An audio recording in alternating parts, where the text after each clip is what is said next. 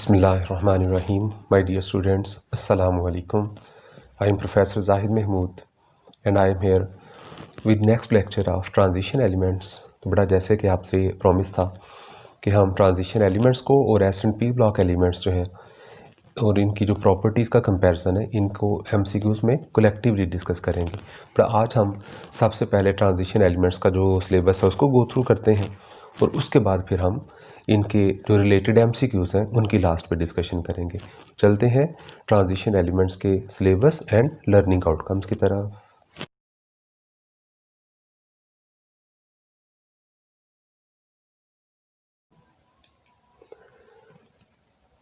बिस्मिल्लाहिर्रहमानिर्रहीम। जी बेटा, transition elements ये आपके सामने ओपन है। PMC का जो रिवाइज्ड सिलेबस था फॉर MD का 2020 और अब 29 नवंबर से इंशाल्लाह आपका जो फाइनल डेट इसकी अनाउंस हुई है। MD कैट का टेस्ट होगा 29 नवंबर संडे को। तो उससे पहले पहले हम इंशाल्लाह ये सारी जो हमारे टॉपिक्स रहते हैं ना, कुछ ये इनऑर्गेनिक का ट्रांजिशन एलिमेंट्स है बेटा, उसके बाद फिर हमने एक डिस्कस करना है ऑर्गेनिक केमिस्ट्री के कुछ मेन पॉइंट्स हैं।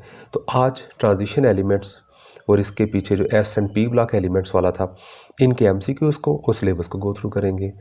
तो सबसे पहले देखें कि जनरल कैरेक्टरिस्टिक्स। बस ट्रांजिशन एलिमेंट्स के सिलेबस में सिर्फ यही टॉपिक शामिल है, जनरल कैरेक्टरिस्टिक्स, यानी प्रॉपर्टीज़ हमने ट्रांजिशन एलिमेंट्स की डिस्कस करनी है। लर्निंग आउटकम्स में भी आप देख रहे हैं कि उसने लिखा हुआ है describe electronic structures of elements and ions of D block elements. जब कहते हैं इलेक्ट्रॉनिक स्ट्रक्चर्स तो इसमें इलेक्ट्रॉनिक कॉन्फ़िगरेशन उनकी आ जाती है। तो असल में जो जनरल कैरेक्टरिस्टिक्स हैं, प्रॉपर्टीज़ हैं, ये तो डिसाइड ही इनसे होती हैं इलेक्ट्रॉनिक कॉन्फ़िगरेशन की बेस पे on the basis of number of unpaired electrons. बड़ा इसमें नॉमेनक्लेचर शामिल नहीं है, कॉम्प्लेक्स फॉर्मेशन नहीं है, इनकी आपने फर्दर ज्योमेट्रीज़ वगैरह बॉन्ड एंगल्स ये डिस्कस नहीं करने। आपके जो गिवन सिलेबस के अकॉर्डिंग इसमें क्या क्या शामिल होगा ये देखें। जनरल कैरेक्टरिस्टिक्स में सबसे पहले है बाइंडिंग एनर्जीज, उससे ऊपर ना एक प्रॉपर्टीज़ मेंशन की हैं ट्रांजिशन एलिमेंट्स की कि ये ट्रू मेटल्स होती हैं, इनमें मेटल्स वाली सारी प्रॉपर्टीज़ हैं, हार्ड हैं, स्ट्रॉन्ग हैं, हाई मेल्टिंग बॉइलिंग पॉइंट्स होते हैं, good conductor of heat and electricity होते हैं और अलाइव फॉर्मेशन करते हैं, variable valency oxidation state show करते हैं एंड सो ऑन। बाकी जो प्रॉपर्टीज़ हैं तो मेनली हमने यहाँ डिस्कस करनी है जनरल कैरेक्टरिस्टिक्स। बड़ा इसमें जनरल कैरेक्टरिस्टिक्स में सबसे पहले लिखा है binding energies. Binding energies depend करती है नंबर ऑफ अनपेयर्ड इलेक्ट्रॉन्स पे। जितनी किसी के पास अनपेयर्ड इलेक्ट्रॉन की अमाउंट ज़्यादा होगी उतनी इसकी बाइंडिंग एनर्जीज भी ज़्यादा होनी चाहिए। तो स्पेसिफिकली आपने ये वाला जो ग्राफ है ना ये अपने माइंड में रखना है, क्योंकि आपके सिलेबस में 3D सीरीज़ है फ्रॉम स्कैंडियम टू जिंक। इन्हीं के बारे में क्वेश्चंस पूछे जाएंगे कि हाईएस्ट बाइंडिंग एनर्जीज वेनेडियम की होती हैं 3D सीरीज़ में, लोएस्ट जिंक की होती हैं और एक्सेप्शनल मैंगानीज़ की होती हैं। मैंगानीज़ की बाइंडिंग एनर्जी में जो चेंज आता है उसकी आपको पता है रीज़न कि इसका मेटालिक स्ट्रक्चर जो है वो चेंज हो जाता है, इसमें लूज़ पैकिंग आती है मेटालिक स्ट्रक्चर की। तो मेन बात ये हुई कि जो बाइंडिंग एनर्जीज़ हैं they are directly proportional to they are directly proportional to number of unpaired electrons. अब वो अनपेयर्ड इलेक्ट्रॉन्स एलिमेंट्स और आयंस दोनों के अलग अलग कंपेयर किए जा सकते हैं। बट उसके बाद आता है मेल्टिंग एंड बॉइलिंग पॉइंट्स। इनका भी अगर आप देखें तो डायरेक्टली या इनडायरेक्टली रिलेशन होता है उन्हीं के साथ, बाइंडिंग एनर्जीज़ के साथ। जो बाइंडिंग एनर्जीज़ के ग्राफ में ट्रेंड आपने देखा same is observed in case of melting and boiling points. ये देखें इसमें भी फोकस हमारा रहेगा 3D सीरीज़ पे। 3D सीरीज़ स्कैंडियम से जिंक तक highest melting boiling point vanadium का है, लोएस्ट जिंक का है। मैंगानीज़ का एक्सेप्शनल लो है, क्रोमियम में थोड़ा सा डिक्रीज़ आ जाता है क्योंकि इनमें large number of unpaired electrons आते हैं, लेकिन इनका मेटालिक स्ट्रक्चर जो है वो लूज़ पैकिंग वाला हो जाता है। फर्दर इसको मैं MCQs में भी आपके साथ शेयर करता हूँ। बट नेक्स्ट है कोवेलेंट एंड आयनिक रेडियाई। इन रेडियाई में जनरल ट्रेंड आपने देखा था कि along the period from left to right जो रेडियस हैं वो डिक्रीज़ होते हैं, लेकिन यहाँ जो स्पेशली इनके एटॉमिक या कोवेलेंट रेडियाई हैं उनमें 3 ट्रेंड्स आपको देखने को मिलेंगे। फर्स्ट आप देख रहे हैं कि ये डिक्रीज़ है, स्कैंडियम, टाइटेनियम, वेनेडियम तक इनकी जो वैल्यूज़ हैं रेडियाई की वो डिक्रीज़ हो रही हैं, कोवेलेंट रेडियाई लिखा हुआ। उसके बाद ही आलमोस्ट कांस्टेंट हो जाता है क्रोमियम, मैंगानीज़, आयरन, कोबाल्ट तक and finally from nickel to onward nickel copper zinc में ये इंक्रीज शुरू हो जाता है। तो इन तीनों पॉइंट्स में एक एक लॉजिकल रीज़न है जिसकी बेस पे हम इन्हें एक्सप्लेन करते होते हैं। सबसे पहले देखें कि जो स्कैंडियम, टाइटेनियम, वनीडियम में डिक्रीज़ है उसकी क्या रीज़न है। फिर उसकी रीज़न हम ये बताते होते हैं कि इनकी डी सब शेल में 1, 2 या 3 इलेक्ट्रॉन्स हैं, इनमें मतलब लेस देन 5 डी इलेक्ट्रॉन्स हैं। डी सब शेल में 5 से लेस इलेक्ट्रॉन्स होने की वजह से डी सब शेल का शील्डिंग इफेक्ट वैसे भी पुअर था, और जब उसमें इलेक्ट्रॉन लेस होंगे तो वेरी पुअर शील्डिंग इफेक्ट। अब न्यूक्लियर चार्ज इंक्रीज़ हो रहा है, न्यूक्लियस में प्रोटॉन्स इंक्रीज़ हो रहे हैं, वो न्यूक्लियर चार्ज 4s इलेक्ट्रॉन पे ज़्यादा होल्ड बनाता जा रहा है, और 3d उसको कोई इतनी ज़्यादा शील्डिंग भी बीच में नहीं काज कर रहा, जिसकी वजह से न्यूक्लियर चार्ज बढ़ा, 4s पे उसका होल्ड बढ़ने से रेडियाई डिक्रीज़ होते गए। लेकिन फिर क्या हुआ, फिर ये हुआ कि क्रोमियम मैंगानीज वगैरह के केस में डी सब शेल में 5 इलेक्ट्रॉन या 6 इलेक्ट्रॉन आ गए इन केस ऑफ आयरन। बड़ा जब उसमें 5, 6 या 7 इलेक्ट्रॉन्स आ जाते हैं ना, तो अब वो डी सब शेल का शील्डिंग इफेक्ट उतना पुअर नहीं रहता, अब वो थोड़ा बिल्ड करना शुरू कर देता है शील्डिंग इफेक्ट, जिसकी वजह से जो 4s के इलेक्ट्रॉन्स हैं उन पे न्यूक्लियर होल्ड उतना स्ट्रॉन्ग नहीं रहता। न्यूक्लियर चार्ज इंक्रीज़ तो हुआ है लेकिन वो इफेक्टिव उतना नहीं रहा, यानी न्यूक्लियर चार्ज की इफेक्टिवनेस उतनी नहीं रही, क्योंकि डी सब शेल में 5 या 6 इलेक्ट्रॉन्स आने से उसने थोड़ा सा शील्डिंग इफेक्ट बिल्ड करना शुरू कर देता है। अच्छा, 4s पे अब न्यूक्लियर चार्ज उतना इफेक्ट नहीं कर रहा, तो रेडियस ऑलमोस्ट कांस्टेंट है, और लास्ट पे इंक्रीज़ इसलिए होता है, ये देखें स्पेशली अगर आप इसको जिंक तक ले लें तो बड़ा इसमें अब डी सब शेल में आ गए हैं 7, 8, 9 या 10 electrons. D sub shell almost complete होता जा रहा है, और उसका थिक इलेक्ट्रॉनिक क्लाउड अब 2 काम कर रहा है। नंबर 1, वो थिक इलेक्ट्रॉनिक क्लाउड जो 3d का है वो 4s इलेक्ट्रॉन को पुश करके रिपेल करके अवे ले जा रहा है, और दूसरा वो thick electronic cloud D sub shell वाला न्यूक्लियस को अब इफेक्टिवली कवर कर रहा है, और न्यूक्लियस को शील्डिंग की वजह से अब न्यूक्लियर चार्ज उतना अफेक्ट नहीं कर रहा 4s इलेक्ट्रॉन को, तो 4s इलेक्ट्रॉन को न्यूक्लियस से अट्रैक्शन नहीं मिल रही, और इंस्टेड 3d जो है उसका thick electronic load 4s electron को रिपेल कर रहा है, जिससे रेडियस इंक्रीज़ होना शुरू हो जाएंगे। First decrease almost constant and last पे इंक्रीज़। डिक्रीज़ क्यों हुआ, न्यूक्लियर चार्ज का इफेक्ट ज़्यादा था। कांस्टेंट क्यों हुआ, क्योंकि अब शील्डिंग इफेक्ट बिल्ड अप होना शुरू कर दिया था। और लास्ट पे इंक्रीज़ क्यों हुआ, बड़ा इंक्रीज़ इसलिए हुआ कि अब न्यूक्लियर चार्ज का इफेक्ट उतना नहीं हो रहा, क्योंकि 3d के 8, 9, 10 इलेक्ट्रॉन थिक इलेक्ट्रॉनिक क्लाउड है, ये 4s इलेक्ट्रॉन को एक तो रिपेल करके अवे कर रहे हैं, दूसरा ये न्यूक्लियस को शील्ड ऑफ कर देते हैं। लेकिन ये नीचे है आयनिक ट्रेंड, ये केटाइन का रेडियस, इसमें कोई आप रेगुलर ट्रेंड जो है वो कैटेगराइज रैशनलाइज कर नहीं सकते, इसमें बहुत ज़्यादा वेरिएशंस आती हैं। जिग जैग सा एक बना हुआ है, ये लिखा भी है कि changes in the ionic radii along the series are much less regular, so that periodic trend in the properties of these ions are difficult to rationalise. ये आपसे ऑब्जेक्टिव में पूछा जा सकता है कि कौन सी प्रॉपर्टीज़ है ट्रांजिशन एलिमेंट्स की जिसका एक ट्रेंड रैशनलाइज करना, कैटेगराइज करना मुश्किल है, तो वो है आयनिक रेडियस। उसमें कई एक फैक्टर है, अनपेड इलेक्ट्रॉन की बहुत ज़्यादा वेरिएशंस, और फिर न्यूक्लियर चार्ज की इफेक्टिवनेस में change, and so many other. Next है जी पैरामैग्नेटिज्म। पैरामैग्नेटिज्म जो है ये अनपेड इलेक्ट्रॉन्स पे ही डिपेंड करता है। ये कहते हैं the species with unpaired electrons are called paramagnetic, they are weakly attract by strong magnetic field. Strong magnetic field अगर एक सब्सटेंस को वीकली अपनी तरफ अट्रैक्ट कर रही है ड्यू टू अनपेड इलेक्ट्रॉन, तो हम कहते हैं ये पैरामैग्नेटिक है। जितने अनपेड इलेक्ट्रॉन्स ज़्यादा होंगे उतना पैरामैग्नेटिक बिहेवियर भी ज़्यादा होना चाहिए। बट ये इलेक्ट्रॉनिक कॉन्फ़िगरेशन की जो हम बात कर रहे थे ना, इलेक्ट्रॉनिक कॉन्फ़िगरेशन में यहाँ उसने आयन्स को शो किया हुआ है, लेकिन आयन्स से पहले आपको इनके एलिमेंट्स के इलेक्ट्रॉनिक कॉन्फ़िगरेशन अच्छी तरह समझ लेनी चाहिए। और उसमें आपने जो एटम्स की इलेक्ट्रॉनिक कॉन्फ़िगरेशन है, बड़ा उसमें ये दिखाया हुआ, यहाँ से हमने स्टार्ट करना, स्कैंडियम से ऑनवर्ड जिंक तक।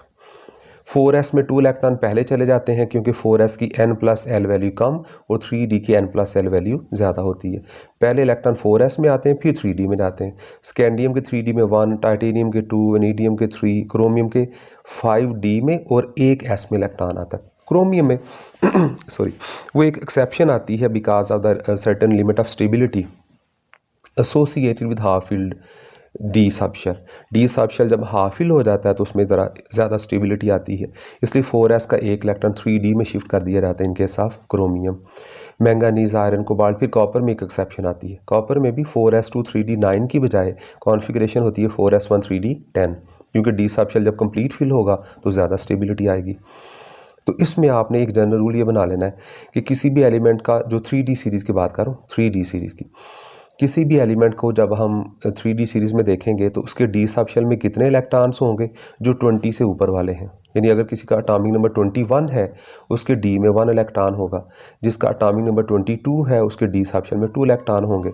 कोबाल्ट एटॉमिक नंबर 27 है, इसके डी सबशेल में 7 इलेक्ट्रॉन्स होंगे। कॉपर का, अच्छा क्रोमियम कॉपर का बेटा आप एक्सेप्शन याद रख लेना कि होना तो ये चाहिए था कि क्रोमियम 24 है, इसके डी में 4 इलेक्ट्रॉन्स होते, लेकिन इसमें क्योंकि 5 से हाफ फिल और स्टेबिलिटी आ रही है तो इन केस ऑफ क्रोमियम डी में 4 नहीं 5 इलेक्ट्रॉन्स होंगे, 4s में 1 इलेक्ट्रॉन होगा। उसी तरह कॉपर के डी में 29 एटॉमिक नंबर है ना, कॉपर के डी सबशेल में 9 इलेक्ट्रॉन्स आने चाहिए थे, लेकिन इसमें भी 4s में 1 और 3d में 10 इलेक्ट्रॉन्स आ जाते हैं ताकि ये कंप्लीट फिल और स्टेबल हो सके। अदरवाइज़ क्रोमियम और कॉपर के अलावा बाकी 3d के सारे एलिमेंट्स में 20 से ऊपर वाले इलेक्ट्रॉन डी सबशेल के इलेक्ट्रॉन्स होते हैं। और फिर आपसे डी सबशेल के इलेक्ट्रॉन्स के साथ साथ ये भी पूछा जाता है अनपेयर्ड इलेक्ट्रॉन्स कितने हैं, या यूँ पूछा जाता है कि इनमें से ज़्यादा पैरामैग्नेटिक करैक्टर कौन शो कर रहा है। जैसे ये ग्राफ में भी देखें बेटा, इसमें पैरामैग्नेटिज्म का एक ग्राफ दिखाया हुआ है, उसमें maximum paramagnetic character manganese, ferric और फेरस ने शो किया और उसमें फेरिक को सबसे ऊपर लिखा गया। आल दो कि मैंगानीज Mn+2 और फेरिक Fe+3 में दोनों के पास नंबर ऑफ अनपेयर्ड इलेक्ट्रॉन 5 थे, लेकिन फेरिक का जो पैरामैग्नेटिक करैक्टर है वो ज़्यादा स्ट्रॉन्ग होता है, बल्कि उसको समटाइम फेरोमैग्नेटिक कहते हैं। क्यों ज़्यादा स्ट्रॉन्ग होता है?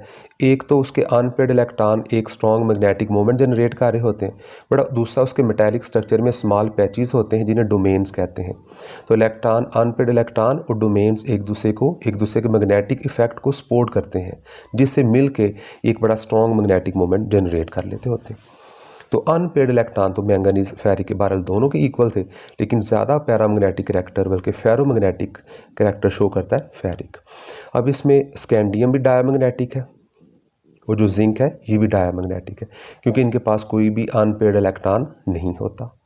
ठीक है, तो ये तो हो सकता है कि कोई लेस पैरामैग्नेटिक है, कोई मोर पैरामैग्नेटिक है, लेकिन डायमैग्नेटिक में लेस या मोर नहीं होता। डायमैग्नेटिक ही होता है, क्योंकि उसमें कोई भी इलेक्ट्रॉन अनपेयर्ड है ही नहीं। All electrons are paired, so they are not attracted by strong magnetic field. तो ये था पैरामैग्नेटिज्म का टॉपिक। बट नेक्स्ट एक पॉइंट है ऑक्सीडेशन स्टेट का। Apparent charge on an element in a compound, ये उसकी ऑक्सीडेशन नंबर या ऑक्सीडेशन स्टेट होती है।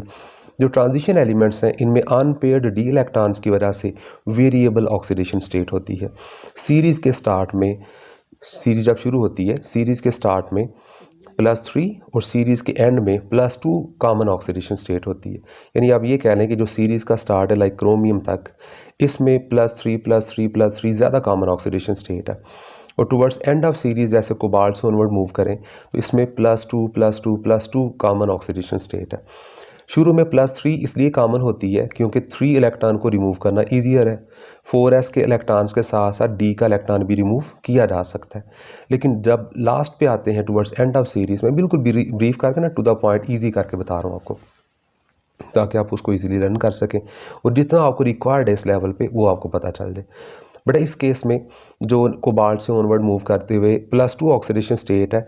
अब इसमें हुआ ये है कि 4s के इलेक्ट्रॉन जो है वो जो न्यूक्लियस के इफेक्ट से काफ़ी ज़्यादा फ्री हो चुके थे, जिस पे न्यूक्लियर होल्ड कम हो गया था और जिसे 3d के इलेक्ट्रॉन रिपेल करना शुरू कर देते हैं, उन s इलेक्ट्रॉन को रिमूव करना मुश्किल और उन s के 2 इलेक्ट्रॉन को रिमूव करना ईजियर, और d में से एक और इलेक्ट्रॉन रिमूव करना मुश्किल हो गया, क्योंकि अब डी सबशेल पे न्यूक्लियर होल्ड बन गया और डी जो है वो शील्ड कर रहा है, न्यूक्लियस की तरफ जा रहा है और 4s न्यूक्लियस से अवे जा रहा है। 4s के इलेक्ट्रॉन रिमूव करना ईजियर और डी में से इलेक्ट्रॉन रिमूव करना मुश्किल हो जाता है। +3 कॉमन ऑक्सीडेशन स्टेट है towards start of series and +2 common oxidation state है टुवर्ड्स एंड ऑफ सीरीज़। लेकिन अगर आपसे पूछा जाए transition elements variable oxidation state क्यों शो करते हैं, बड़ा उसमें आपने बताना है कि because they have unpaired D electrons, D electron D orbitals unpaired होने की वजह से। नेक्स्ट आता है ट्रांजिशन एलिमेंट्स के कंपाउंड कलर्ड होते हैं। यस, बिकॉज 2 रीज़न इसमें बताते हैं। बेटा एक इनमें डी में अनपेड इलेक्ट्रॉन्स होना और दूसरा उन इलेक्ट्रॉन्स का डी ट्रांजिशन शो करना। डी ट्रांजिशन क्या है कि जैसे उसने ये दिखाया हुआ एक कंपाउंड है, एक आयन है बल्कि, TiH2O6 टेट्रा एक्वा सॉरी 6 है ना, hexa aqua titanium 3 ion, hexa aqua titanium 3 ion जो है Ti+3 है इस केस में। Ti+3 का मतलब है उसके डी सबशेल में 1 इलेक्ट्रॉन है।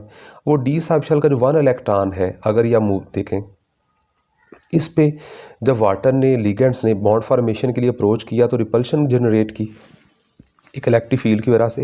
ये जो डी ऑर्बिटल है ये स्प्लिट हो जाते हैं 2 ग्रुप्स में, एक आ रहा था लो एनर्जी स्टेट में और एक चला जाता है हाई एनर्जी स्टेट में।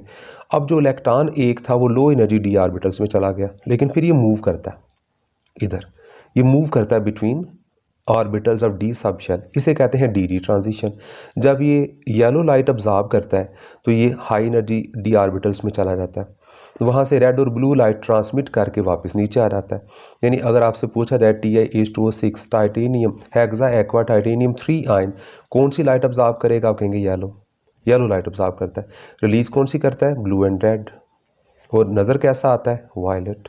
3 कलर्स याद रख लेने, yellow wavelength is absorbed, red and blue is released and violet it will appear.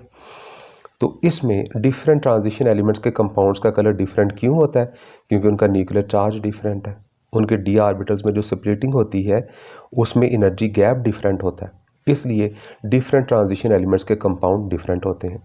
2-3 चीज़ें मिलकर डिसाइड करती हैं वैसे ये, लिगेंड्स की नेचर है कि वो वीक लिगेंड है या स्ट्रॉन्ग लिगेंड है, न्यूक्लियर चार्ज का इफेक्ट है जिसे इफेक्टिव न्यूक्लियर चार्ज कहते हैं, और उसके बाद स्प्लिटिंग में ये डी ऑर्बिटल्स के बीच में जनरेट होने वाला गैप है। इस बेस पे डिफरेंट कलर प्रोड्यूस होते क्यों हैं, unpaired electrons and D transition. और फिर 2 पॉइंट्स छोटे छोटे से ये भी हैं, इंटरस्टिशियल कंपाउंड्स, यानी ये जो नॉन मेटल्स हैं like hydrogen, boron, carbon, nitrogen वगैरह, ये ट्रांजिशन मेटल्स की जो इंटरस्टाइसिस हैं, जो इनके दरमियान गैप्स होते हैं, एम्प्टी स्पेसिस होते हैं मेटालिक स्ट्रक्चर में, उसमें ट्रैप हो जाते हैं। कोई ट्रू केमिकल बॉन्ड नहीं बना होता, इसलिए इन कंपाउंड्स को इंटरस्टिशियल कंपाउंड्स कहते हैं। और इसकी वेल नोन एग्जांपल है रैनी निकल। रैनी निकल में निकल की इंटरस्टाइसिस में हाइड्रोजन ट्रैप हो जाता है, H2 गैस ट्रैप हो जाती है। फिर एक अलॉय फॉर्मेशन है, मिक्सचर ऑफ 2 और मोर मेटल को अलॉय कहते हैं। ट्रांजिशन एलिमेंट्स भी आपस में मिक्स होकर अलॉय फॉर्मेशन करते हैं। अलॉयज हम इसलिए बनाते हैं ताकि मेटल्स की रिक्वायर्ड प्रॉपर्टीज़ को यूज़ किया जा सके प्रॉपरली। जैसे आप देखें कि आयरन जो है उसमें स्ट्रेंथ है लेकिन रस्टिंग हो जाती है, तो हम उसमें मिक्स कर देते हैं कोई इस तरह की चीज़ें जिससे आयरन की रस्टिंग जो है थोड़ी रोक दी जाए, जैसे मैंगानीज, निकल, क्रोमियम वगैरह। ठीक है जी। बट उसके बाद ये ब्रास है, कॉपर और जिंक का अलॉय होता है, ब्रॉन्ज है, कॉपर और टीन का अलॉय होता है, कॉपर और टीन का। और फिर कॉइनेज मेटल है, कॉइनेज अलॉयज है, कॉपर, सिल्वर, गोल्ड, इनके मिक्सर से बनने वाले अलॉयज। तो ये था कंप्लीट उसका जो आपका टॉपिक है रिवाइज्ड PMC सिलेबस में, electronic structure of elements and ions of D block elements. Electronic structure, electronic configuration की बेस पे ही सारी प्रॉपर्टीज़ डिसाइड होती हैं। तो सिंपल एक रूल बताऊं, बट अनपेयर्ड इलेक्ट्रॉन ही ये सारी प्रॉपर्टीज़ डिसाइड करते हैं। जैसे binding energies directly proportional to unpaired electrons, melting boiling points directly proportional to binding energies which are proportional to unpaired electrons, paramagnetic directly proportional to unpaired electrons। उसके बाद sorry colour formation, unpaired electrons, D transitions. तो mainly electronic structure और उसमें भी unpaired electrons ने ही decide करनी थी ये सारी प्रॉपर्टीज़। तो अब हम थोड़ा सा MCQs में इन चीज़ों को थोड़ा और ज़्यादा एलॉबरेट करते हैं और ज़्यादा डिटेल में डिस्कस करते हैं। तो आते हैं MCQs की तरफ।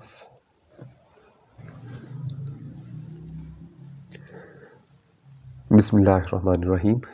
ये MCQs है S and P block elements as well as transition elements के। तो फर्स्ट था which of the following set of elements is arranged in increasing order of electron affinity. ये सारे हेलोजेंस हैं और इनकी इलेक्ट्रॉन अफिनिटी का ऑर्डर हमें डिस्कस करना है कि कौन सा करेक्ट है। But in case of halogen एक एक्सेप्शन आती है कि फ्लोरीन का स्मॉल साइज़ है, हम एक्सपेक्ट कर रहे थे कि इसकी इलेक्ट्रॉन अफिनिटी हायर होगी, लेकिन उस स्मॉल साइज़ की वजह से there is crowding of electron, एक थिक इलेक्ट्रॉनिक क्लाउड बन जाता है, इनकमिंग इलेक्ट्रॉन ईजिली अकोमोडेट नहीं हो पाता। तो इसलिए फर्स्ट इलेक्ट्रॉन अफिनिटी सबसे ज़्यादा फ्लोरीन की नहीं क्लोरीन की होती है। और फ्लोरीन जो है ना वो दूसरे नंबर पे भी नहीं आता, फ्लोरीन इलेक्ट्रॉन अफिनिटी में 3rd नंबर पे आता है। तो सबसे ज़्यादा क्लोरीन, फिर ब्रोमीन और फिर आना चाहिए फ्लोरीन, यानी डेल्टा इज करेक्ट ऑप्शन। और रीज़न क्या बताएंगे? फ्लोरीन का thick electronic cloud, incoming electron is repelled, they are not easily accommodated. अच्छा, यही आप ना बॉन्ड एनर्जी में भी याद रख लें बेटा, जो इनकी इलेक्ट्रॉन अफिनिटी का आर्डर है same is true for their bond energy, यानी बॉन्ड एनर्जी भी सबसे ज़्यादा क्लोरीन की ही होती है। क्लोरीन के बाद ब्रोमीन आएगा, ब्रोमीन के बाद फ्लोरीन, फ्लोरीन के बाद आयोडीन आना चाहिए। नंबर 2, सेकंड था ionisation energy of nitrogen is higher than that of oxygen because of. Nitrogen की जो आयनाइजेशन एनर्जी है वो ऑक्सीजन से क्यों ज़्यादा होती है? तो आपको पता है कि नाइट्रोजन के पी सब शेल में 3 इलेक्ट्रॉन्स थे, वो हाफ फिल्ड था और स्टेबल था। उस स्टेबिलिटी की वजह से नाइट्रोजन में से एक इलेक्ट्रॉन रिमूव करना ज़रा मुश्किल काम होता है। तो बताएं फिर करेक्ट ऑप्शन क्या बननी चाहिए? यस, बीटा। Half filled P orbitals of nitrogen possesses extra stability. Because of that half filled P sub shell या half filled P orbitals, nitrogen की फर्स्ट आयनाइजेशन एनर्जी ऑक्सीजन से ज़्यादा होती है। नाइट्रोजन की वैल्यू है 1402 किलो जूल पर मोल, और नाइट्रोजन की उसके कंपैरिजन में 1314 किलो जूल पर मोल होती है। नंबर 3 नंबर 3 में पूछा है कि value of first, second, third, fourth, fifth ionisation energy of an element.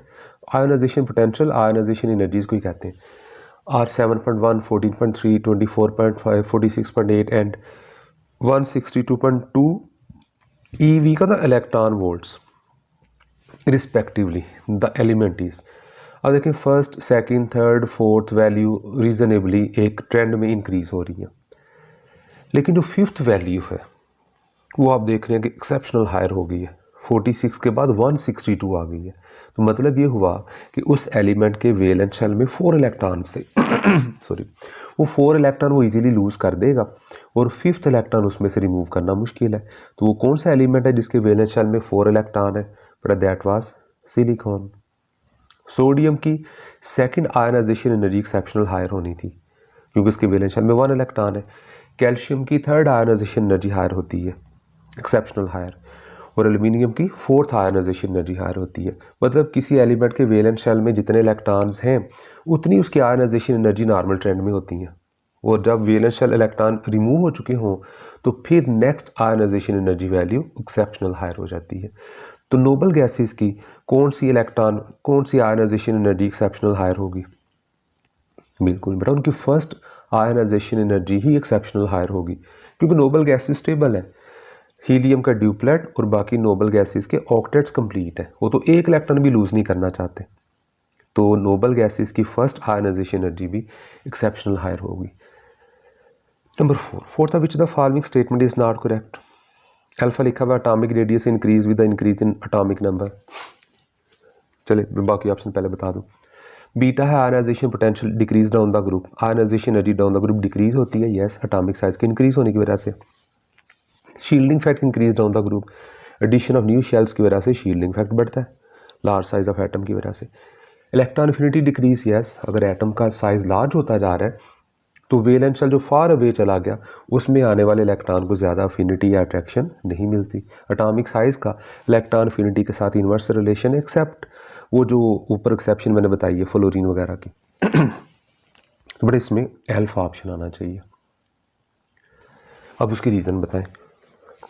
होता ये है कि जो एटॉमिक नंबर है ना, increase in atomic number, but atomic number तो लेफ़्ट टू राइट भी इंक्रीज़ हो रहा था। लिथियम का एटॉमिक नंबर 3 है, ठीक है, उसके आगे बेरिलियम का 4 है, बोरॉन का 5 है, कार्बन का 6 है, नाइट्रोजन का 7 है। एटॉमिक नंबर इंक्रीज़ हो रहा है लेकिन atomic size, atomic radius decrease हो रहा है। तो एटॉमिक नंबर तो अलोंग द पीरियड भी इंक्रीज़ होता है, डाउन द ग्रुप भी इंक्रीज़ होता है। असल बात जो है ना वो एटॉमिक नंबर नहीं है या प्रोटॉन नंबर नहीं है, बट एक्चुअल जो डिसाइड करने वाला फैक्टर है ना वो competition of shielding effect and atomic number या न्यूक्लियर चार्ज है। तो फ्रॉम लेफ्ट टू राइट क्या होता है? Nuclear charge dominates over shielding effect क्योंकि शेल्स नहीं ऐड हो रहे थे तो साइज डिक्रीज होता है। डाउन द ग्रुप क्या होता है कि प्रोटॉन नंबर या न्यूक्लियर चार्ज वो डोमिनेट नहीं कर पाता, शील्डिंग इफेक्ट डोमिनेट कर जाता है। शेल्स की एडिशन की वजह से अब जो है वो शील्डिंग इफेक्ट डोमिनेट कर रहा है, एटॉमिक साइज इंक्रीज़ हो रहा है, न्यूक्लियस में प्रोटॉन बढ़ते हैं, लेकिन वो प्रोटॉन एक्स्ट्रा शेल्स आ जाने की वजह से वैलेंस इलेक्ट्रॉन को ज़्यादा अट्रैक्ट नहीं कर पाते। ठीक है, तो अल्फ़ा में हम ये नहीं कह सकते एटॉमिक नंबर इंक्रीज़ हो तो एटॉमिक रेडियस इंक्रीज़ ही होगा, डाउन द ग्रुप इंक्रीज़ होगा but across the period left to right decrease भी होगा। So alpha was incorrect. Number 5, बड़ा फिफ्थ था, in the reaction some element or compound plus water to form NaOH and H2 the reactant is। अब आपको पता है कि water के साथ रिएक्शन करके जो NaOH फॉर्म कर रहा है और साथ हाइड्रोजन गैस रिलीज कर रहा है that should be sodium. Na plus H2O they form NaOH and releases hydrogen gas. Reaction is highly exothermic. इस केस में अगर अल्फा होता ना Na2O2 यानी सोडियम परऑक्साइड होता, फिर ऑक्सीजन गैस रिलीज होनी थी, क्योंकि सोडियम परऑक्साइड में ऑक्सीजन एक्स्ट्रा होती है, एक्सेस में होती है। और अगर अल्फा बीटा में नॉर्मली होगा, जस्ट NaOH बनेगा, हाइड्रोजन गैस रिलीज नहीं होगी। NO2 जो डेल्टा है, अगर ये वाटर के साथ रिएक्शन करे sorry in the absence of oxygen और एयर, बेटा फिर HNO3 HNO2 दो एसिड बनते हैं, और अगर in the presence of oxygen या एयर रिएक्ट करे तो जस्ट HNO3 बनता है। लेकिन यहाँ आएगा sodium which react with water to release hydrogen gas and produces NaOH caustic soda। Number 6 sorry number 6 है which is not correct. Alpha कहता है on heating conductivity of metal decreases. Yes, metal को heat करते हैं, metal के ion की vibration की वजह से इलेक्ट्रॉन का फ्लो मुश्किल हो जाता है। बीटा कहता है heating conductivity of semiconductor decreases. ये गलत है, क्योंकि सेमीकंडक्टर को हीट करने से उनके जो वैलेंस लूजली हेल्ड इलेक्ट्रॉन होते हैं वो फ्री हो जाते हैं, उनका फ्लो इजीली हो जाता है। तो सेमीकंडक्टर की कंडक्टिविटी हीट करने पे कम नहीं ज़्यादा होती है। Beta is correct option. Charlie क्या था, mobility of electron increases when semiconductor absorb the light. Yes, heat absorb करने से, लाइट अब्जॉर्ब करने से उनकी कंडक्टेंस बढ़ती है। On heating conductivity of semiconductor increases. Yes, ठीक है। बट ये टॉपिक बेसिकली ना हम रिलेट करते हैं चैप्टर 1 में इलेक्ट्रिकल कंडक्टेंस के साथ। मेटल्स वेरी गुड कंडक्टर होते हैं, नॉन मेटल्स नॉन कंडक्टर होते हैं, लेकिन जो सेमी मेटल्स हैं लाइक सिलिकॉन वगैरह वो सेमी कंडक्टर होते हैं। मेटल्स की कंडक्टिविटी टेम्परेचर बढ़ाने से कम होती है, सेमी कंडक्टर की कंडक्टिविटी टेम्परेचर बढ़ाने से ज़्यादा होती है। बहरहाल गुड कंडक्टर तो डेफिनेटली मेटल्स ही होती हैं। और जनरल ट्रेंड अगर हम बात करें तो जितना कोई मेटल इजीली इलेक्ट्रॉन लूज करेगा उतना अच्छा कंडक्टर होगा। Number 7, strength of binding energies of transition elements depend on. Binding energies जो हैं ट्रांजिशन एलिमेंट की वो डिपेंड करती हैं, अभी मैंने बताया था लेक्चर में, नंबर ऑफ अनपेड इलेक्ट्रॉन्स पे। जितने अनपेड इलेक्ट्रॉन ज़्यादा होंगे सॉरी उतनी बाइंडिंग एनर्जीज भी ज़्यादा होंगी। बट इसमें एक्सेप्शन कौन सी आती है? यस, क्रोमियम की और मैंगानीज की। उनमें अनपेड इलेक्ट्रॉन ज़्यादा हैं लेकिन बाइंडिंग एनर्जीज कम है, क्योंकि उनका मेटालिक स्ट्रक्चर लूजली पैक्ड है। उनके वो इलेक्ट्रॉन उतना टाइटली बाइंडिंग एनर्जीज को इंक्रीज नहीं कर पाते। Number 8, colour of transition metal complexes is due to. जी, बट मेन रीज़न तो इसकी आती है डी ट्रांजिशन। अनपेड इलेक्ट्रॉन है उनमें डी ट्रांजिशन होती है। तो दो असल में रीज़न आपको बतानी चाहिए, एक अनपेड इलेक्ट्रॉन्स और दूसरा डी ट्रांजिशन।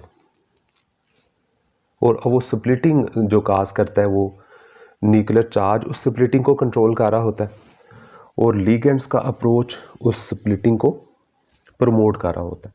लीगेंड्स चाहते हैं डी ऑर्बिटल स्प्लिट हो और न्यूक्लियस चाहता है कि वो ऑर्बिटल करीब करीब रहें, मतलब स्प्लिट ना हो। पर ये डिफरेंट स्प्लिटिंग में एनर्जी गैप डिफरेंट आने की वजह से ट्रांजिशन एलिमेंट्स डिफरेंट कंपाउंड बनाते हैं, डिफरेंट कलर के कंपाउंड बनाते हैं। तो मेन रीज़न तो डी ट्रांजिशन है। और ये भी कहा जा सकता है बीटा किसी हद तक, देखना पैरामैग्नेटिक नेचर। बड़ा पैरामैग्नेटिक नेचर का मतलब ये है कि उसमें अनपेड इलेक्ट्रॉन्स हैं। अनपेड इलेक्ट्रॉन होंगे तो पैरामैग्नेटिक होगा। जिसमें अनपेड इलेक्ट्रॉन हो और जिसमें डी ट्रांजिशन हो they can form colour compounds. अगर एक ऑप्शन होती है ना बोथ अल्फा एंड बीटा तो हम उसको टिक कर देते हैं, लेकिन अगर अल्फा बीटा दो ऑप्शन बोथ वाली है नहीं तो फिर हमें अल्फा को ही प्रेफर करना है, क्योंकि मोस्ट सूटेबल अल्फा बनती है। नंबर 9, जिंक हैज़ जिंक में 4s में 2 इलेक्ट्रॉन है, 4s2 3d10, तो इसमें कोई भी अनपेयर्ड इलेक्ट्रॉन नहीं होता। जिंक है 0 unpaired electron, is paramagnetic in character, sorry zinc is diamagnetic in character because it has no unpaired electrons. Number 10 में पूछा था TiH2O6 3+ मतलब hexa aqua titanium, hexa aqua titanium 3 ion. अच्छा थोड़ा सा ना इसमें मिस्टेक ये कर दी है, ये H2O6 बाहर लिखना चाहिए था क्योंकि वाटर एज यहाँ लिगेंड एक्ट कर रहा है। तो we have TiH2O6 and whole is carrying +3 charge, ये इस तरह होगा। तो अब इसे कहते हैं hexa aqua titanium 3 which is electronic configuration of central transition metal और मेटल आयन। ज़ाहिर है इसमें Ti पे +3 चार्ज है, एटॉमिक नंबर टाइटेनियम का 22 है, तो 22 का मतलब था 4s2 3d2, 4s में भी 2 इलेक्ट्रॉन है, 3d में भी 2 इलेक्ट्रॉन्स है। लेकिन जब उसमें +3 चार्ज आया है, 3 इलेक्ट्रॉन रिमूव किए हैं, तो बड़ा वो 3 इलेक्ट्रॉन में से 2 रिमूव हुए 4s में से और 1 रिमूव हो गया 3d में से। इसका मतलब 4s 0 आ जाना चाहिए और 3d में 1 इलेक्ट्रॉन आने चाहिए। Delta is correct option, 4s 0 3d 1। अच्छा बताया कि अगर ये एटॉमिक फॉर्म होती जस्ट टाइटेनियम में, कोई इलेक्ट्रॉन उसने लूज़ ना किया होता, फिर उसकी कॉन्फ़िगरेशन क्या होनी थी? यस, फिर अल्फ़ा होनी चाहिए थी, 4s2 3d2, 22 उसका एटॉमिक नंबर आपको बताया हुआ है। लेकिन अभी आप Ti+3 की इलेक्ट्रॉनिक कॉन्फ़िगरेशन डिसाइड कर रहे हैं, तो दैट शुड बी 4s, अच्छा delta 4s 0 3d 1, delta is correct option. 11 है transition elements form complex compounds due to, yes they have cation with high charge density. इनके केटाइन्स का size small होता है और उस पर चार्ज +2 +3 हायर होता है। तो because of that high charge density, वो जो मेटल केटाइन्स हैं, ट्रांजिशन मेटल केटाइन्स, वो लिगेंड्स के लिए बड़ी स्ट्रॉन्ग एक इलेक्ट्रिक फील्ड जनरेट कर देते हैं, तो लिगेंड्स आके साथ उनके कॉम्प्लेक्स फॉर्मेशन करते होते हैं। तो उसमें भी मेन रीज़न है उनकी केटाइन की charge density. Charlie is correct option. But ये कुछ ना मैंने रिलेटेड MCQs आपके साथ डिस्कस किए हैं। मैं हमेशा अप्रिशिएट करता हूँ कि अगर आपके पास कोई इस तरह के क्वेश्चंस हैं टेक्निकल किस्म के, जो आपके लिए कोई कन्फ्यूजन है, जिसको समझना मुश्किल है, बड़ा वो आप कमेंट्स में आके अपना क्वेश्चन पोस्ट करें, मैं इंशाल्लाह आपको सबके आंसर्स करूँगा। ठीक है जी। तो अब हम नेक्स्ट वीडियो में इंशाल्लाह डिस्कस करने लगे हैं ऑर्गेनिक केमिस्ट्री के डिफरेंट टॉपिक्स। तो मिलते हैं अगली वीडियो में, तब तक के लिए अल्लाह हाफिज़, खुश रहें। अस्सलामु अलैकुम, पाकिस्तान जिंदाबाद।